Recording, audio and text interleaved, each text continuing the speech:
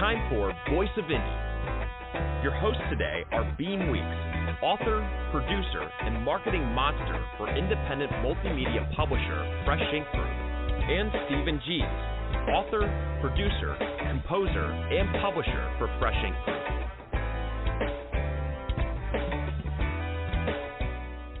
Hey, good evening. Happy Wednesday, everybody. Welcome to the Voice of Indie, episode number 43. And I am your host, Beem Weeks, up here in beautiful, sunny, and warm Michigan. And with me, as always, is my co-host down there in beautiful, sunny Alabama, Stephen Gies. How you doing tonight, Stephen? I'm doing fine. Warm was definitely the right word. We've been pushing 90 the last couple of days. I've got some bushes to plant and some things to do, and every time I go outside, it's like, okay, this can wait. Yeah, we had 89 yesterday, and today 76. I think we kind of were hitting a cool down, but we had 6 or 7 straight days of mid and upper 80s here, which is kind of odd for May, but you know what? I'll take it. Early summer. Yeah, Michigan is always the place where for the month of May you can have snow in the first week or two and 90-degree weather in the last week or two. Yeah. All right. One of the things that has been on my mind the last couple of days is Fresh Ink Group's got 5 team members who live in India, and a couple of them have employees who work for them as well, and they're having a real tough time over there. For our digital artist, Anik, who's done the artwork for a lot of our covers, is surrounded by a group of neighbors that he's really close to, and almost all of his neighbors have died in the last couple of weeks. And the woman next door is in the hospital right now, and he's worried about her too. And our website people, he's in just north of Kolkata, which, if you're familiar with India, I don't need to tell you, is in the eastern lower part of the country. And our website people are in Jaipur, which is in the northern western part of the country. And they're having the same kind of experiences. They're just afraid to leave the house. And right now they're kind of hurting too because they've lost a lot of business. And our website guy had to let 2 of his employees go this week. So any of you out there who need some website work, we know the very affordable, top-of-the-line people who write custom code or do anything that you need with your websites. Be sure to let us know. But otherwise, we send our best to our team members in India and hope they pull through things well enough. Yeah, they, like Stephen just said, they do good work. So excellent throw them a little business. And if you need to know how to contact them, go to freshinggroup.com and use the contact form, and we can hook you up with them. Definitely. So, now we've talked a lot about. Go ahead. I was just going to say, yeah. I mean, it seems to be a rough go over there right now. So those who are inclined, keep them in your prayers, and hope they pull through this. And yeah, our layout people, the people who are in charge of our layout team, are a fairly young couple. They're really good at what they do. They've got a 9-month-old son. And they're also just like afraid to leave the house right now, and more power to them. So do what you got to do, people. Now, we have talked quite a bit about Phil Lippert's new book, Crimes and the People Who Commit Them, Fiction with Conviction by the guy who did the time. And we had him as a guest on the show a couple of weeks ago. His book has been in pre-sale, and it is being released tomorrow, May 27th. So if you have not already ordered your copy from your favorite retailer, be that Amazon, Barnes & Noble, Kobo, Google Play, iTunes, wherever it is that you go for books, get on over there and order that, because we're hoping that when the book is actually released tomorrow, he'll accumulate some nice sales all on the same day and help drive his numbers up a little bit. Yeah. But it's a good book. It's a great book. And it's a fantastic book. Beem edited that book. Why don't you throw an endorsement out there? I've pre-ordered it, so when it comes in, I'm getting ready to do a 5-star review, and not just because it's a Fresh Ink Group book, but because it's earned it. It's an excellent book, and it's short story collection, interesting twists on some of these stories. One of them is a total heartbreaker at the end of it, and it's just if you're into really good storytelling, this is the book. And speaking of that book, we do have a new Crimes and the People Who Commit Them video on YouTube. It's the new book trailer. So go over to YouTube, check out Fresh Ink Group, and hit the like button, hit the subscribe button. And while you're over there also, we've got a new one from Ellie Collins, a new video up there for her Greek mythology series. And she's got 3 books in the series, and 2 of them are audio books. So go over there and check out her video and hit that thumbs up. Great. So today, callers and tweeters, we're looking to hear from you live during the show, and we got a little roll in to tell you how. Call 516-453-9902 right now with your questions or comments for tonight's guest, or post a note on Twitter with hashtag Fresh Ink Group in the body of the tweet, and we'll read it on air. That's 516-453-9902 or hashtag Fresh Ink Group on Twitter. Call now and you can be the winner. All right, so listen, everybody, if you miss any episode of our show, we are archived all over the place. We are archived up the wazoo. We can be found at our Fresh Ink Group YouTube channel. Go over there, and we got every episode of this program is on there in video form, but it's audio. Got a little placard that you can look at while you're listening to it. Go to beamweeks.com. Check out the podcast tab. Every episode there.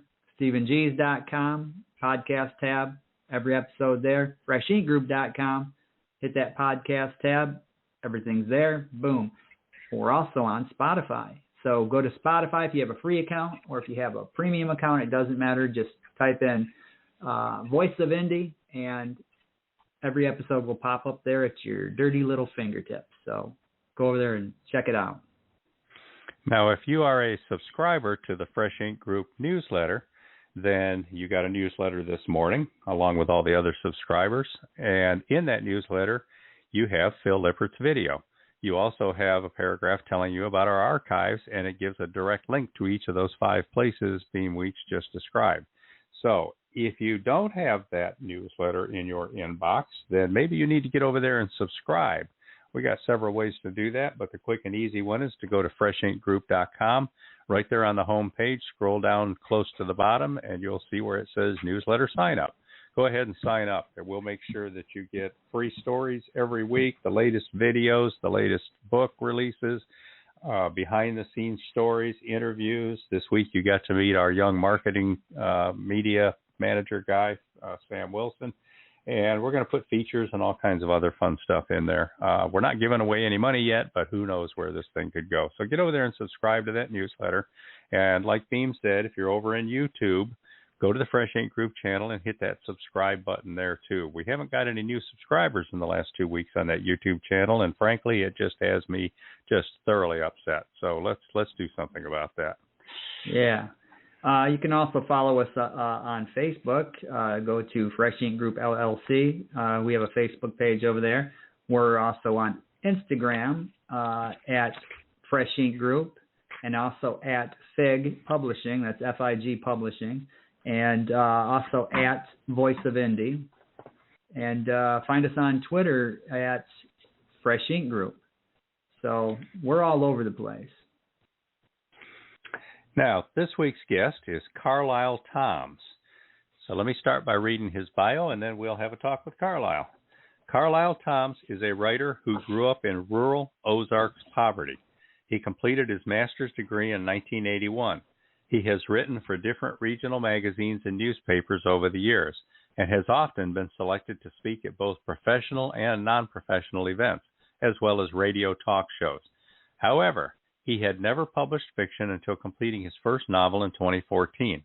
His general method for fiction has been to define a character and allow that character to tell his or her own story from first-person perspective. Character is writing an autobiography. Through his characters, he explores the psychology of the human condition, as well as the various elements and entanglements of personalities. His novels incorporate the social and historical influences surrounding the lifetimes of his characters, and are stories of overcoming social, emotional, and spiritual challenges. His debut novel, Confessions from the Pumpkin Patch, won the 2016 New Apple Awards medal for general fiction as a coming-of-age story. Welcome to the podcast, Karlyle. Welcome. Thank you. Thank you. Good to be here. All right. Now, tell us about this New Apple Awards medal. What's that all about? I submitted to it and I won it. It was one of those things that I just happened to find online and stumbled across and went, oh, okay, we'll see what happens. And at the time, I had my doubts that it would do anything. It actually shocked me when they notified me that I won. Cool. So there are various different ones out there that people can submit to. And did they give you a badge that you can put on the book cover? Yeah, I have that and have, on my website it's there, and I use it on tweets and that sort of thing. Okay. Now, you're also the host of a podcast of your own, which is on Instagram, called Happy Talk. What kind of program is that? How's that go? Well, it's a live stream video on Instagram, and I do it as frequently as possible, usually no more than once a week. And I just got the idea the idea came from that old Rodgers and Hammerstein play and movie South Pacific, and there's a song in there, Happy Talk, Keep Talking, Happy Talk. And I thought, what makes people happy and what drives them, and having people talk about their bliss. And it's been wonderful. I've interviewed people from all over the world, from Russia and Africa and England and all kinds of places, and it's just been great, and all kinds of people. And can people hear previous ones that you've had? I mean, are they posted somewhere, or are they just live and then they're gone? Yeah, they're posted on IGTV. So old previous interviews, you can go back and take a look at those. The first couple that I did may not be posted because I was just trying to figure this stuff out at the time. Some of the later ones are posted on there. I may go back and re-interview some of those original guests. Pretty good stuff there. These are live podcasts, right? Yeah, it's done live, and then on IGTV, then it's archived on IGTV. So if you go to Instagram or go to IGTV, I think there's a separate app for IGTV. Okay, well, you can look it up. How can people find out when each of these episodes are going to be on live? I mean, is there a email, or do you send something out through Instagram? I haven't done an email about it yet, but what I've been doing is the week before that I post on Instagram, Facebook, Tumblr, Twitter, and LinkedIn. I post these postings about the next guest and a blurb about the next guest, post their bio in there. And just for the week prior to the time of the broadcast, then I put that in. And the times may change. I originally tried to do it like 6 o'clock on Thursday evenings and ran into all kinds of trouble when I have people on the other side of the world and that's past their bedtime, So I just changed it, and I usually do it on a Sunday, and the time of day that I do it will depend upon the location of the person that I'm interviewing. And whatever's going on. Since it's on Instagram, they're going to want to have an Instagram account. So probably the easiest way to find out about them is to follow you on Instagram. Yeah. And then they'll get the notification. Yeah. And how do they find you on Instagram? What name you under? What's your handle? Well, it's spelled KarlyleTomms, and it's at Karlyle_Tomms. At Karlyle_Tomms. KarlyleTomms. Yes. Cool. So where are you from, Karlyle? I'm a hillbilly half-breed. My dad's from Los Angeles, and my mother is from rural Arkansas. And so that's my family. I got a lot of family in Arkansas. Yeah. Back in the 50s, early 50s, they loaded up the truck and moved to Beverly, and that's where my mom met my dad, and then she came back after they split up, and then I was raised in rural Arkansas. So where else have you lived besides there? I've lived in Arkansas, Missouri, Tennessee, and now Texas. So you're in I lived Texas in Nashville now. for several years. Where in Texas? Nashville. Where in Texas? Coastal Bend. Yeah, Coastal Bend down in Corpus Christi. Mm-hmm. Oh, not too far from Larry Landgraf. Yeah, it's a small world in a big state. So what kind of kid were you back in the Ozarks back in the day? I mean, did you spend your time out climbing trees, or were you a reader and a writer, or what kind of kid were you? I was kind of all of the above. I was a very lonely kid because I was an only child. My grandparents raised me because my mother was killed when I was 5 years old. And so only kid on a farm, miles from the nearest neighbor, you had to find ways to entertain yourself. And I found various ways to entertain myself. And sometimes I would make musical instruments by stretching rubber bands over cigar boxes. And sometimes I would go climb trees and find whatever shenanigans I could get into out in the woods. And sometimes I would read and read things that my grandmother, if she had known I was reading. I read Clockwork Orange in the 8th grade. I don't think Granny would have appreciated that if she had known what I was reading.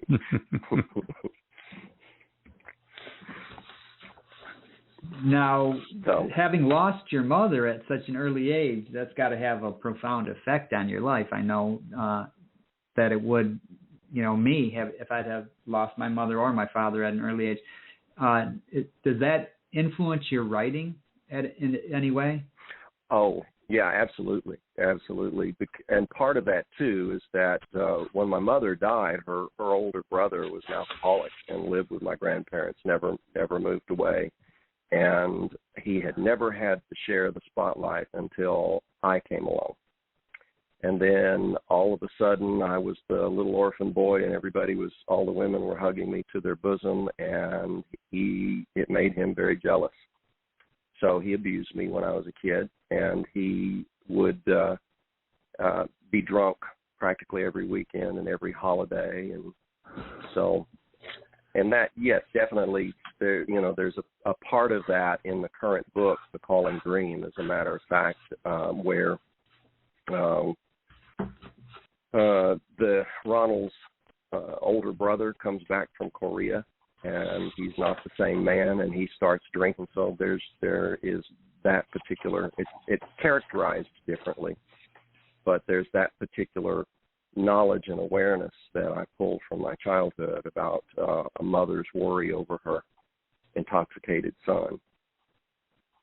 We have a question from Robert G. Williscroft on Twitter.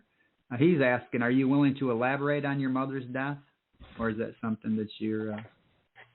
My mother had married my stepfather, and on Memorial Day weekend, they had gone to move to Springfield, Missouri, and on the way back, there was a single-car fatality on dry pavement on a sunny day, and the car rolled down an embankment, and my mother's head was crushed.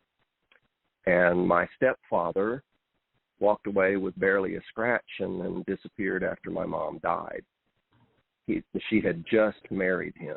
My aunts had speculated for years that he had probably killed her and used the wreck as a cover, but no one will ever know. Wow.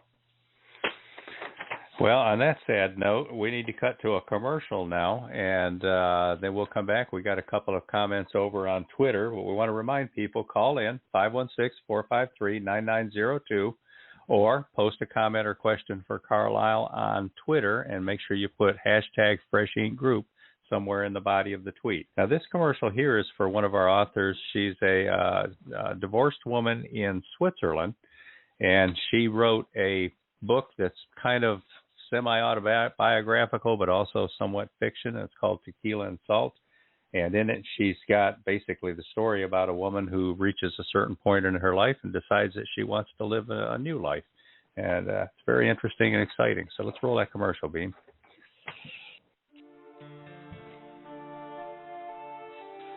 Imagine having lost almost all your sense of womanhood and someone comes along and makes you feel alive again. Gives you back your feeling of attractiveness, femaleness, sexiness. Basically everything you already had but forgot about. And you desperately needed to recover your self-confidence and feel successful again in your own world. What would your sentiment be? I am eternally grateful for this sexy man to have come into my life. I know it's not going to last forever, and I accept that. I feel good. This was clearly the purpose of my exploit, to feel like a woman again, and not just a mom. Not to mention an innermost need to be reminded that I am still attractive, that I am still desired, even if only in a casual way. I must say the online dating project is quite a success when it comes to that. No more feelings. Harsh, yes, but I need to protect myself. One hot date will simply not do any more for the experience. My innermost need having been fulfilled, I am now searching for the reason why I am still desired. Can I do this without feeling? Probably not. Tequila and Salt, a memoir by Cassie Date. Touch it, hold it, experience every exquisite detail, in hardcover, softcover, every kind of ebook. Tequila and Salt, find it worldwide. I am every woman. Tequila and Salt by Cassie Date, from the Fresh Ink Group. And like all Fresh Ink Group books, that can be found at Amazon and Barnes & Noble and all the usual online booksellers. Now, that was Cassie herself narrating her own commercial. We just added the music, and then we made the video from it as well. But it was a lot of fun to work on that project. Cassie, her character, which is herself, it does a lot of texting with the men in her life, and she incorporates those texts seamlessly into the story. And it's a very interesting, modern way of telling a story. So highly recommend that book, Tequila and Salt by Cassie Date. Not to mention that tequila and salt are two of my favorite foods. Those are food groups, I think. That was my dad's favorite drink. Oh, I love tequila. I love a good margarita and a good shot of tequila. Don't drink it a lot, but I do enjoy it. So, Karlyle, do you have any degrees or any educational experience to talk about? Yeah, I got a master's degree in '81, and primarily for most of those years, I worked in addictions recovery and in mental health. And so a lot of my writing actually draws from, it's totally fiction. I would never, ever, ever, ever repeat a story that I've heard over all those years. But the books are really about people dealing with the same kinds of issues, overcoming trauma and that kind of thing. Okay. Now, Beem, we got a couple of comments over on Twitter. You want to jump on those? Sure. Need to refresh here. Got Verwayne Greenhoe. I'll start with Verwayne. He says, we started out at 61 degrees, but by noon it was down to 44 and heading toward 31 tonight. Yikes. Man, that's the Upper Peninsula of Michigan is practically the polar ice cap. Yeah, he's way up yonder. He's, 8-hour drive from where I'm at here in Michigan. Dr. Helen Burrell said, hello, Karlyle. I've enjoyed your charming and challenging tweets for a long time, and therefore I'm in the habit of retweeting you whenever I see your fun tweets. Nice to hear you in person. Congratulations on all your literary accomplishments. Wonderful, and thank you. Thank you so much for passing on my stuff. Yeah. Now, family, we got a little bit of your history. What about now? You're married, so you want to talk about your husband? He's a wonderful person. I met him when I came down here within 2 weeks of moving to Texas, and just an awesome, loving, caring, supportive, couldn't ask for better. Now, I see here in my notes that your dad was a bit player for Universal Studios. What's that all about? Yeah, that's why we were the like I said, Beverly Hillbillies owes us royalties. Yeah, my mom, he was a bit player for Universal Studios when my mom met him in L.A. She met him in 1954. And he was a bit player at that time.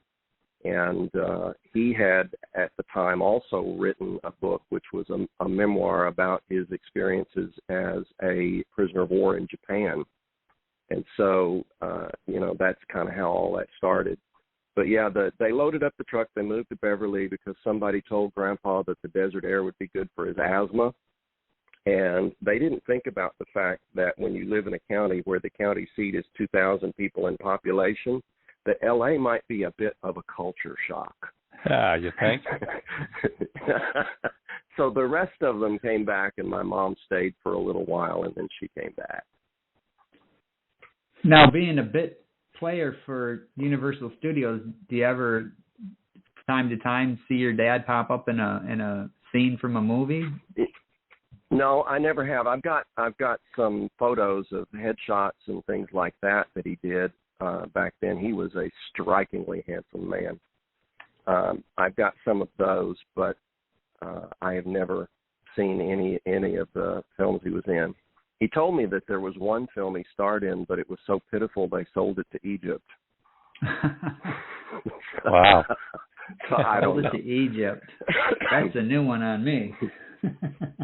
Now, way back in the day, I was producing some live shows throughout the state of California, and one of the guys I was working with had a house in Bel Air. And I used to go there to meet with him because if you're going to meet with somebody who lives in Bel Air, you might as well go to Bel Air for that meeting. It's a pretty place. In fact, he lived 3 doors down from Gene Wilder and Gilda Radner. And every time I went there, they were out in their yard. And the first time I pulled over and asked them directions, and they came to the car and just chatted with me for a little while. And we're just the nicest people. And after that, it was like always waving at them, and they knew who I was. But the point I'm getting at is on the other side of him was the Beverly Hillbillies house. And it's like, hey, you got to drive by and look at it, just for giggles, if nothing else. Mm-hmm. So my granny cooked like Granny from Beverly Hillbillies. She had a totally different personality, Granny, but she cooked like that. Crawdads, fried squirrel and possum. Possum. I can remember when I was a kid, she was baking a possum, and I just basically said, "I hope you don't expect me to eat that greasy rat because it ain't gonna happen." Well, besides eating possum, what other kinds of hobbies and interests do you have? How do you spend your time? Well, writing is the main thing for me, and it has become a true passion since that first novel because it just kind of nags at me. And so when I get a chance to write, I write. But I love cooking. I have flower gardens and flower beds around my house, and I go and walk around and piddle over the flowers. I do that. I'm also a painter, and so I do a bit of art here and there. So, and exercise and eat right and all of that stuff.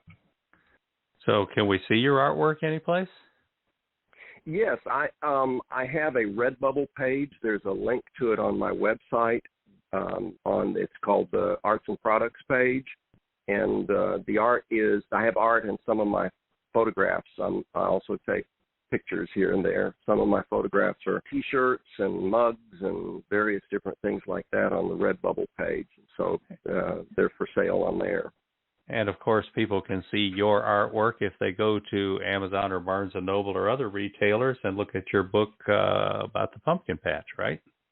Yeah. Yeah, because you painted the cover for Confessions from the Pumpkin Patch. Yeah. I took that. I had a friend of mine pose for that and hold a couple of balls over her bosom. And those balls became the pumpkins. There you go. So, and so how long have you been writing? Some of my art's rather primitive. How long have I been writing? Yeah. I started I don't know. There was some point in my early teens, and I don't know exactly when it was, that I wrote a play called Who Ate the Tree. I was probably 12, 13 years old, and it was a environmentally conscious kind of thing where, save the environment. And that's about all that I remember about it, and I have no idea whatever happened to it. Did you ever get it produced like at school?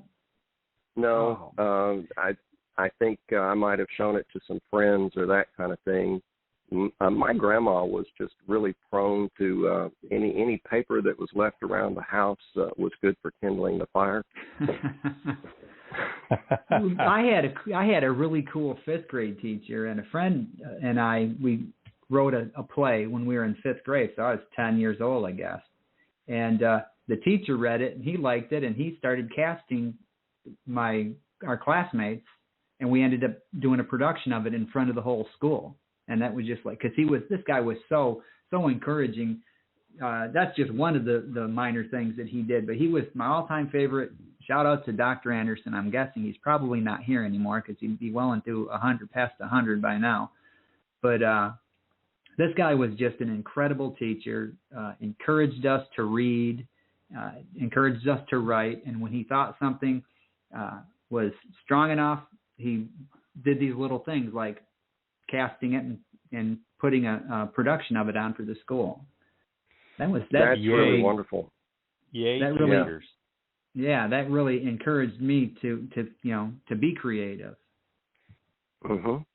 It's amazing what a difference teachers can make in young people's lives, and how those things come back later in life too, and affect who they are and how they see the world. And teachers just don't get the respect they deserve. And the thing of it is, absolutely, he very well could still be alive, but he'd probably be 100, 102, somewhere in there. I just had my music teacher from that same school just passed away here 8 months ago, and she was 101, I think. So, he could still be out there. You're out there, Dr. A. Good job, buddy. Yeah, good job, definitely. All right, Beem, I think it's time to roll another commercial here. We've got one called Operation Counterpunch. This is a thriller novel by Mark Marlowe, who was a guest on this podcast 4 or 5 months ago, something like that. And if you're interested in his book and interested in learning more about him, hit our archives, which I understand are in 5 different places, and find that Mark Marlowe interview and learn more about Mark. But let's hear his commercial, Beem. Those archives pop up like weeds.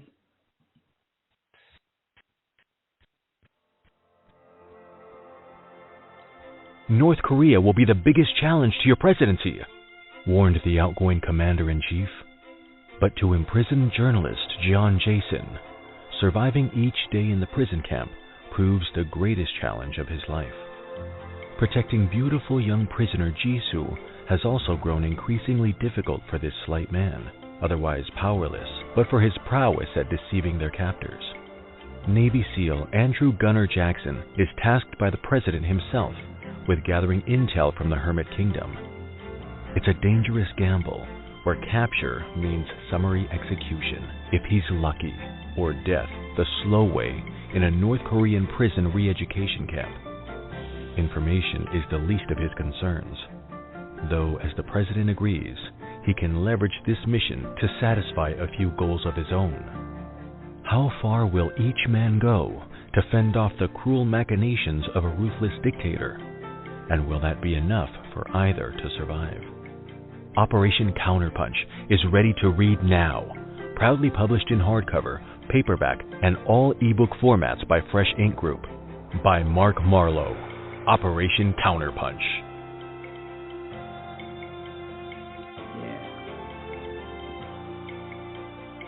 That's an excellent story. Okay, so we are going to go over to Twitter real quick here. Robert G. Williscroft has another question for you, Karlyle. He says, you have a master's degree in what? Clinical social work. Okay. Clinical social work. Well, what piqued your interest in that field? probably my mother dying and growing up the way that I did and trying to figure out a way to fix my family. And I had actually when I was in high school and this, tiny little school, graduating class of 45, had a high school counselor who did an elective psychology class. And I took that class, and I had a great deal of respect for him. And then that sort of the mind and in psychology and that kind of thing. And then I also had some personal experiences that also tweaked my interest, but that story is too long to tell. Yeah, I can imagine with the, losing your mother and then having an uncle, an abusive, drunken uncle and all that. And then your father having been a prisoner of war in a Japanese war camp. That would seem like that you'd want to start learning how to, comb through that stuff and make sense of it. You got to figure it out. You can either overcome it or succumb to it. And, I chose, and Mr. Caldwell sort of got me to that point where I decided I would overcome it. If there's another way, I'm going to find it. And the minute I hit campus at 18 years old as a freshman in college, I went straight to the campus counselor and said, sign me up. So I started going into therapy myself and began working on fixing that stuff so I could help others fix that stuff. And that's what I've done for the last 40 years, and now I want to write. I think that's so what when do you about. write? Yeah, what's your writing stuff. process? When do you write? Well, how do you write? Where do you write? I usually set aside, with the exception of some Happy Talk episodes, I usually set aside Sunday from a writing day. But I also, whenever I get an evening or get a chance to write, I'll just do that. That first novel I was joking with a friend and joking about this old hippie character. And, and I thought, well, what would happen if I just sat down and at the keyboard and let her tell her story? And I thought, yeah, it'll be, a couple of pages and that'll be that. But she wouldn't shut up. And she just, she had a lot to say. And that was when I discovered that's what works, because I had tried for years and years and years to write novels. I couldn't get past 2 or 3, 4 chapters, and I would block and just couldn't figure out where to go from here. But it was almost like channeling. When I let the character tell the story, the character told the story. And so that's what I've done ever since. Are you surprised by the story the character's telling you, or do you have a pretty good idea where you want to go with it, and then you're just surprised by how the character gets you there? Well, the first one, I was surprised at what happened with that story, because like I said, it started out kind of as a joke and won't this be funny? And I was going to write it sort of as a comedy, but it turned to be about her relationship with her mother and her controlling mother, and why her mother was so controlling, and she rebelled against her mother's control. And a coming of age in that she grows up and she discovers things about her own family, gains awareness that there was a reason behind her mother's control. And so it turned out to be a story basically about Lavella and her mother. And then the second one is a little closer to home. It's not about me, but it's certainly about my roots. The televangelist is from Arkansas, grew up in the backwoods of Arkansas and became a famous televangelist and has a problem. His problem is that he is a sex addict and he repeatedly seduces women and then hates himself for doing it. And all the while he has a recurring dreams about a redheaded woman who taunts him, seduces him, berates him, haunts him. And so that story is a story, basically that's a story about him and his father and how that one worked. And then I'm currently in process of writing the third novel, and the third novel has a transgender protagonist. And each protagonist is introduced in the previous novel. So in The Calling Dream, the pastor gets called by this church to sit down with this 10-year-old boy who a year earlier had walked in to find his heroin-addicted mother stabbed to death and got put in foster care. And the pastor of the church, the foster family, wants the Pastor Dennison to talk to this boy to see if he can talk him out of the idea that he's a girl. And he insists, I'm not a boy, I'm a girl. And so pastor sits down with the boy to talk with him and gets his own stuff triggered by that. And then Stephen, who is the boy that the pastor talks to, becomes Stephanie, who is the protagonist of the third novel.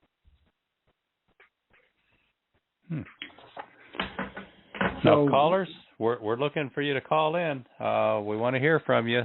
Come in, talk to Karlyle, ask a question, make a comment. That's 516-453-9902.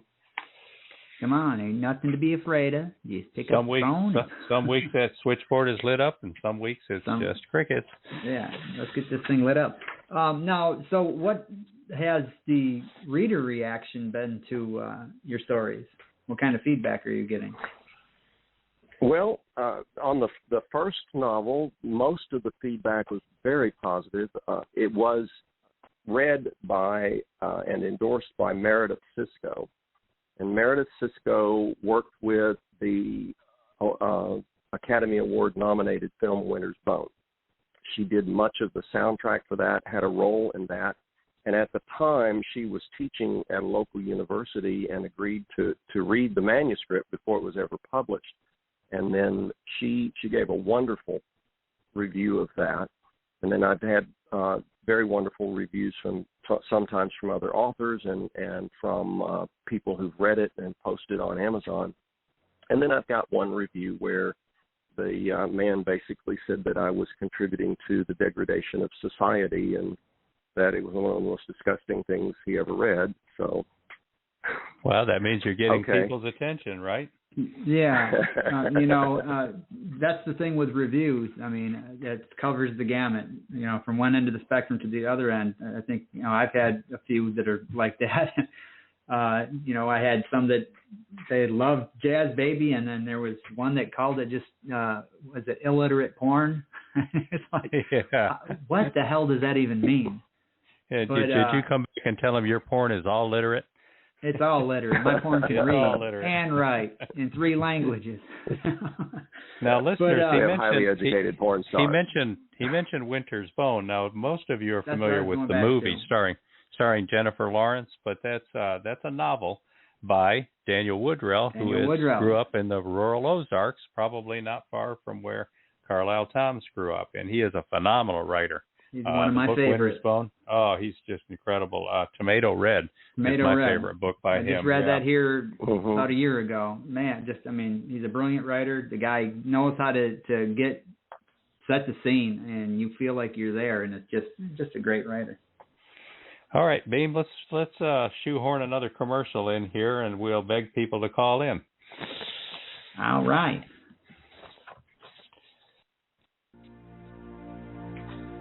Prepare to think as you explore these 19 short stories by author, composer, and producer Stephen Gies. Avoiding any single genre, this collection showcases Gies' storytelling from literary to Southern Gothic to coming of age, allegory, humor, and even fantasy, all finessed to say something about who we are and what we seek. Some of these tales have been passed around for years, others so virgin they have never known the seductive gaze of a reader's eyes.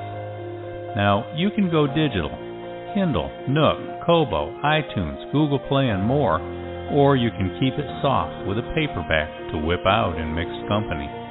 Or you can really show off, be the envy of your crowd with a dust-jacketed hardcover.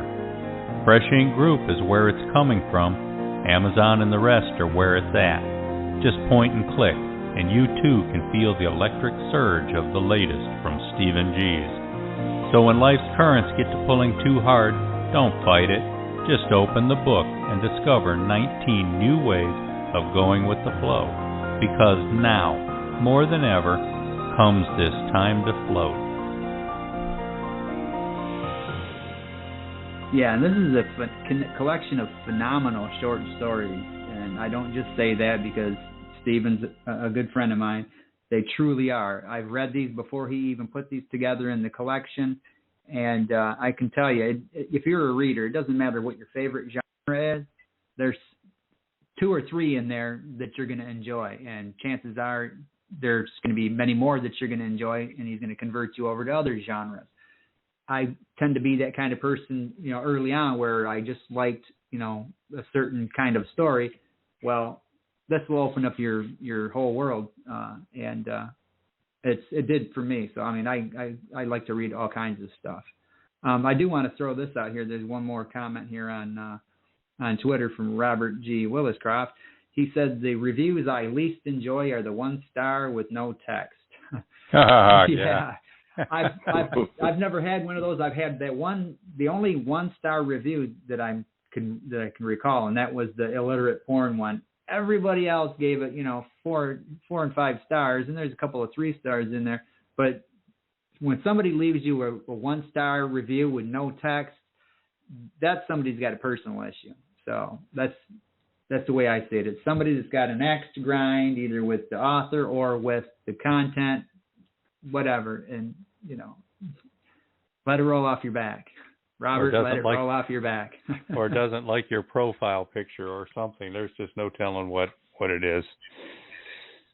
Now, Karlyle, we should alert people that, you have the 1 poetry book and 2 novels so far, and you're working on another one, and you have expressed that you've not been happy with your publisher, so we are talking about re-releasing those as Fresh Ink Group editions.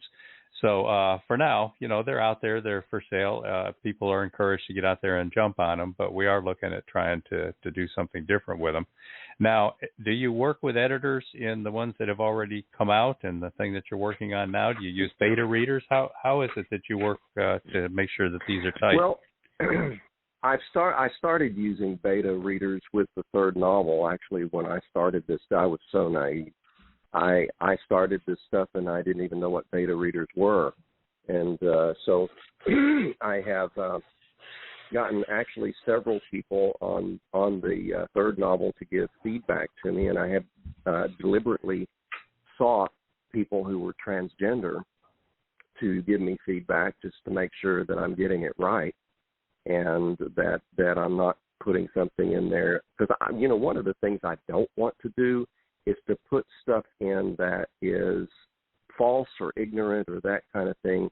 I research my novels to make sure that they fit with the timeline. For instance, the first one takes place in the 1960s and coordinates with the things that happened in the 60s, then Summer of Love in 67, the assassination of Martin Luther King, Bobby Kennedy, those kinds of things. So those timelines match, and I research to make sure that those things are correct when I put them in the novel. And so that's one of the things that I want to make sure as I write this 3rd novel, that I'm getting things right and not doing something ignorant where I'm developing a transgender character, because I don't know what that's like. And so I'm sort of course, the first novel is from the perspective of a woman. I don't know what that's like either. But so, that's, and I have had a few responses.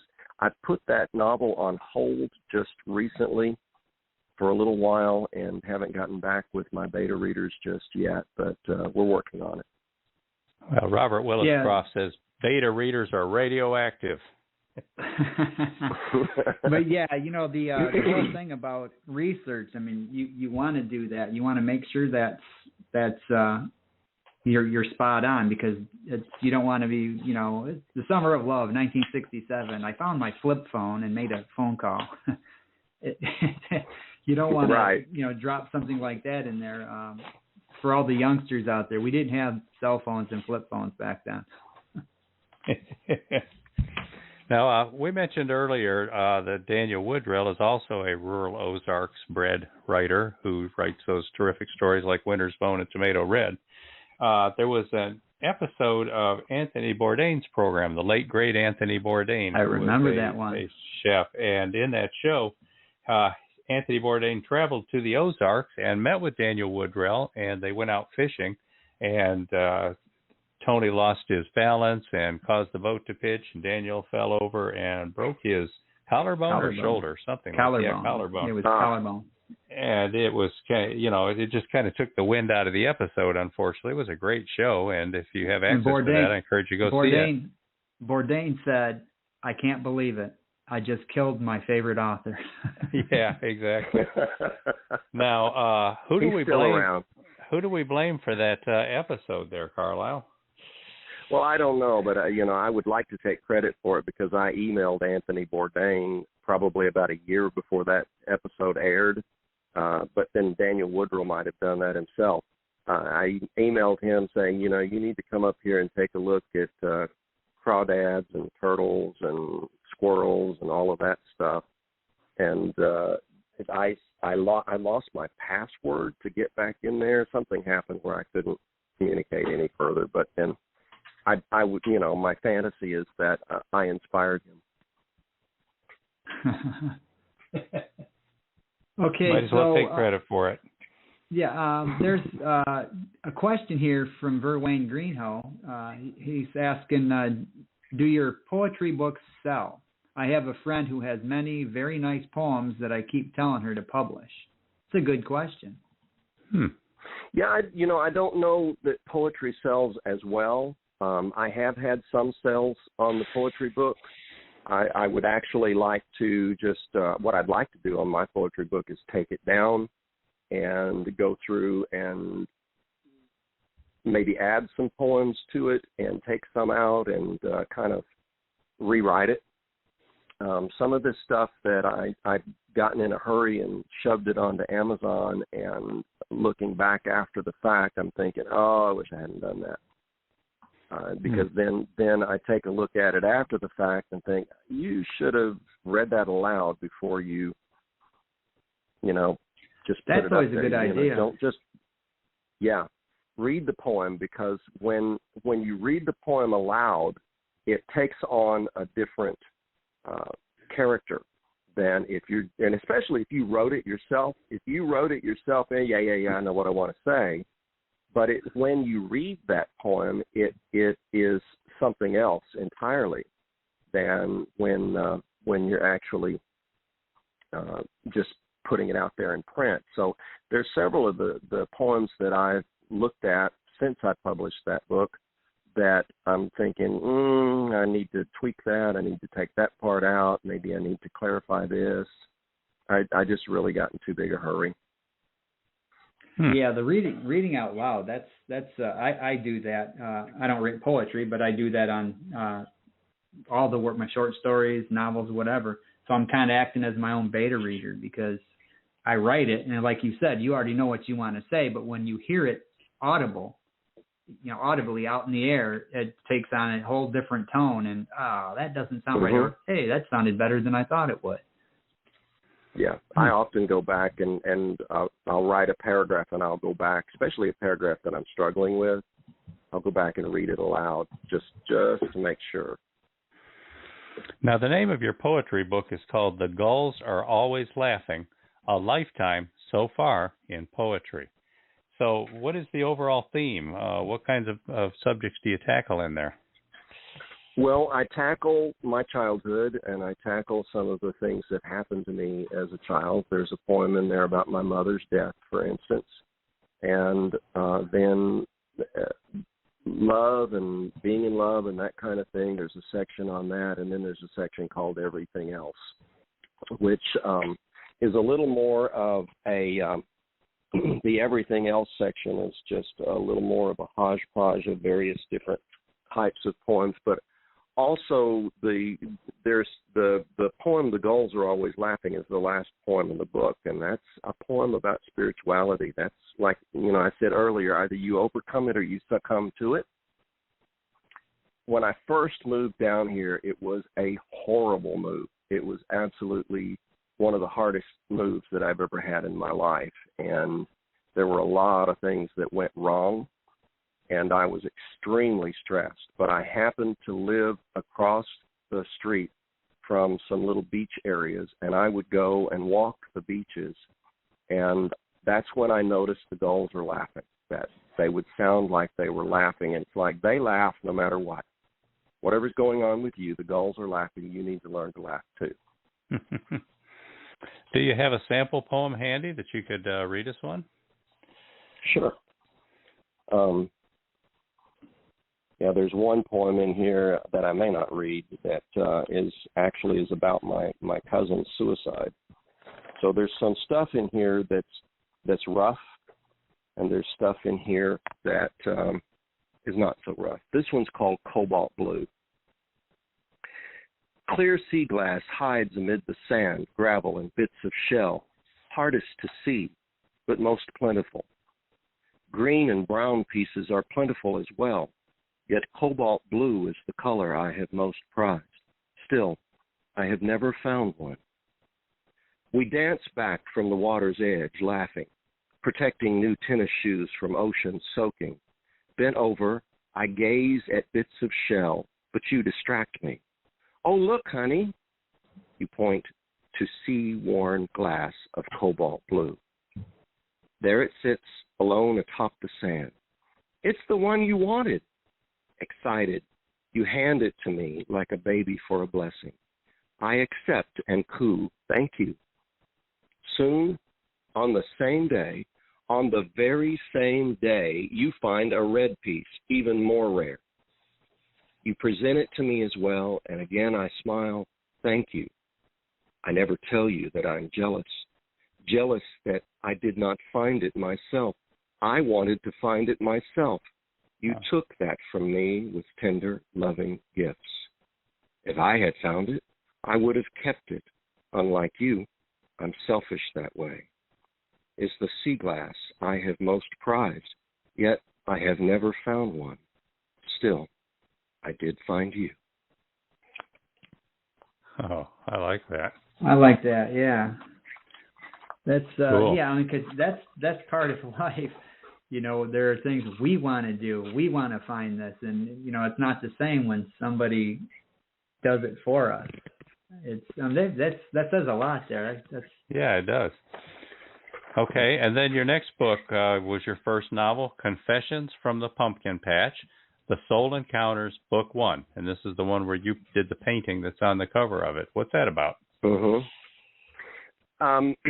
the one that's about the daughter and the mother. Lavella is an only child back in the growing up in the 1960s. Graduates high school in I think she graduates in 66. Yeah, she graduates in 1966 from high school. Her mother's very controlling, and she discovers that, and when she's a teen, that the thing that will shake her mother up more than anything else is when she sexually acts out.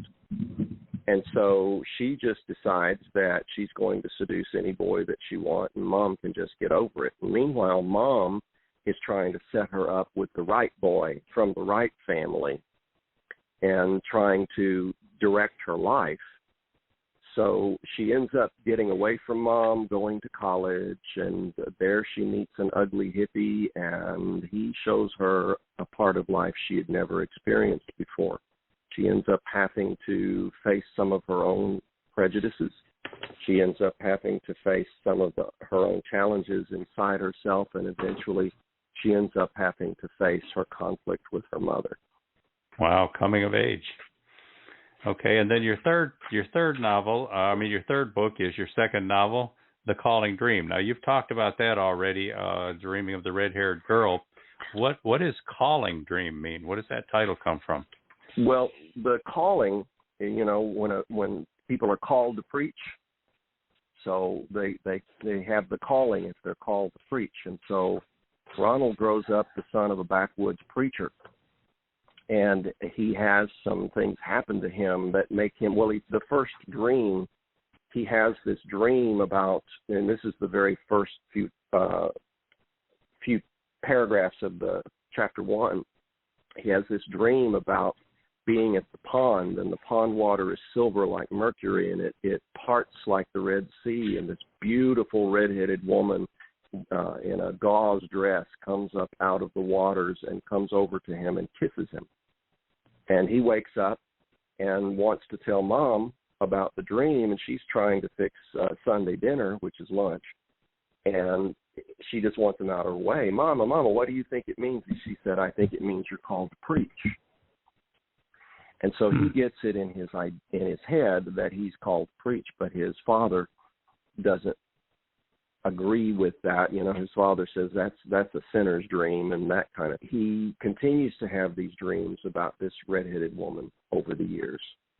And some of them are nightmares, some of them are seductive, some of them are just times that she interferes with things, or she lets him know that you messed up. At the same time, he feels this compulsion to seduce women. So he hides this from his following. He hides it from the church, hides it from his family. And I'll just read you the thing on the back of the book. At the age of 10 in 1945, Ronald Dennison, the son of a backwoods Arkansas preacher, began having profound and religiously laden dreams about a strange redheaded woman. Throughout his life, she seduced him, called him to preach, to become a televangelist, while she berated him for his sins of lust. Yet she held a secret so dark that he dared never admit it, even to himself. The more famous and wealthier he became, the more he struggled with himself and his lust, his adultery, his fetish, and his shame, until one day his life reached a breaking point and his torment could no longer be contained. So that's what that book's about. Yeah. Now, obviously, I've been looking at these since we're talking about bringing them over to Fresh Ink Group, because we have standards and we like to make sure that it's real quality work. And I've been very impressed with what I've been reading. I like it's a lyrical prose, but I really like the way that you get into their thoughts and motivations. There are those poignant moments of reality where you're struck by what that character is experiencing. And if you read something like that and you can't start to empathize with those characters, that you're reading the wrong book, because Karlyle Tomms is really good at doing that. I strongly, strongly recommend this book. Yeah, okay. So, Karlyle, how can people contact you? Where can they find you on social media and whatnot? Well, my Twitter and my Instagram are the exact same. It's at Karlyle_Tomms, TOMMS. So Twitter and Instagram are the same. I'm on LinkedIn. I can't remember the how to find me on LinkedIn, but you could probably just do a search on Karlyle Tomms. There aren't very many names like that. And I have a website, which is KarlyleTomms.com. And there are places on there where you can sign up for information to be shared, and you can also, there's a contact page on there as well if you wanted to email me. Okay. Well,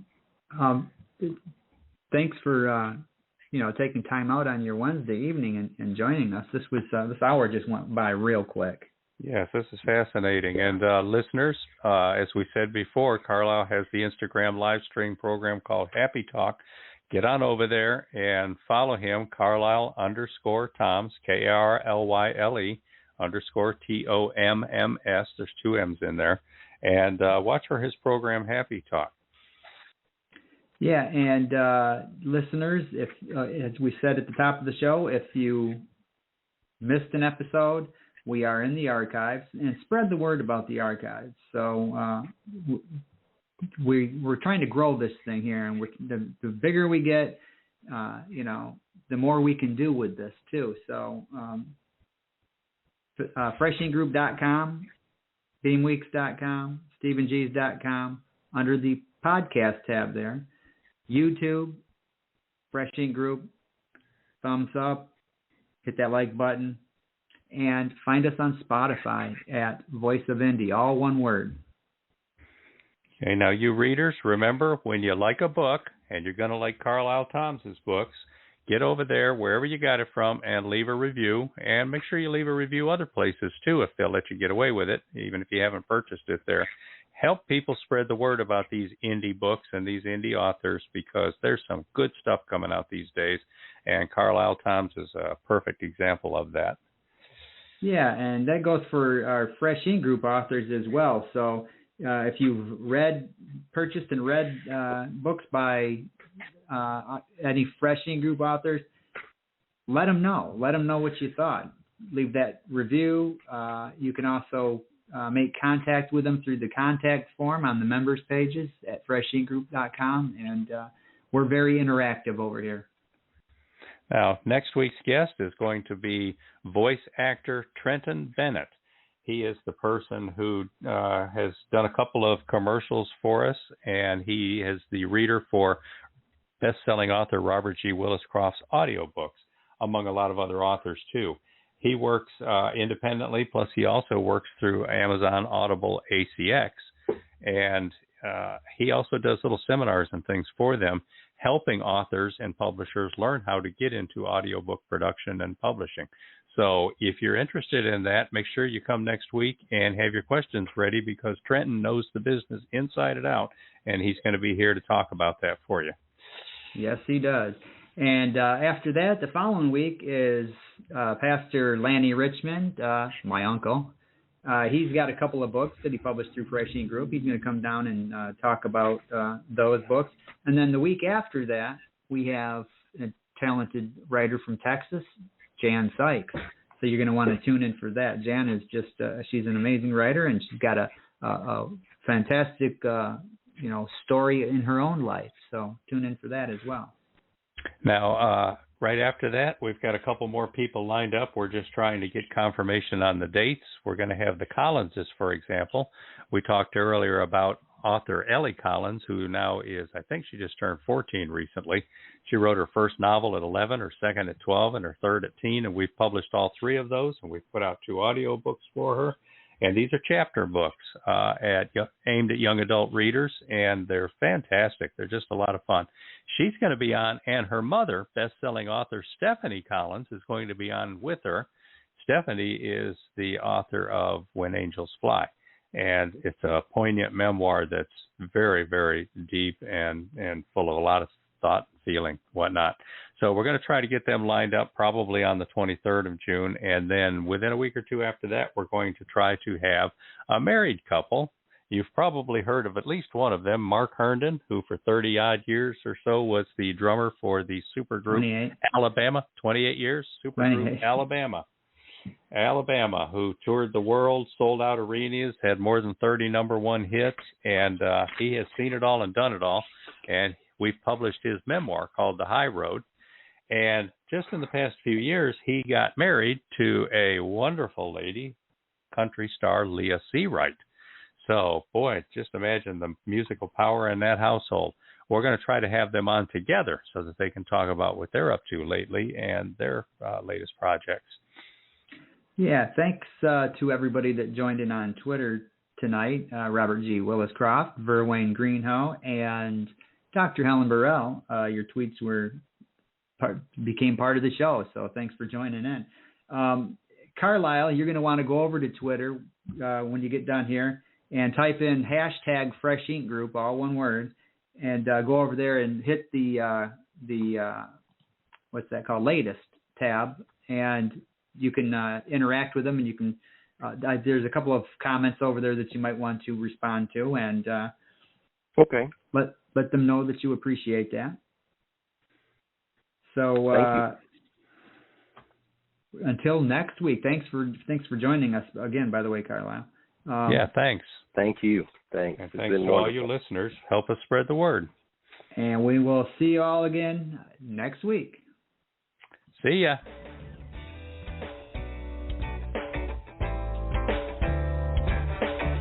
You've been a part of Voice of Indie, a production of Fresh Ink Group. Spread the word, support our guests, then find us at freshinkgroup.com and be sure to hashtag Fresh Ink Group.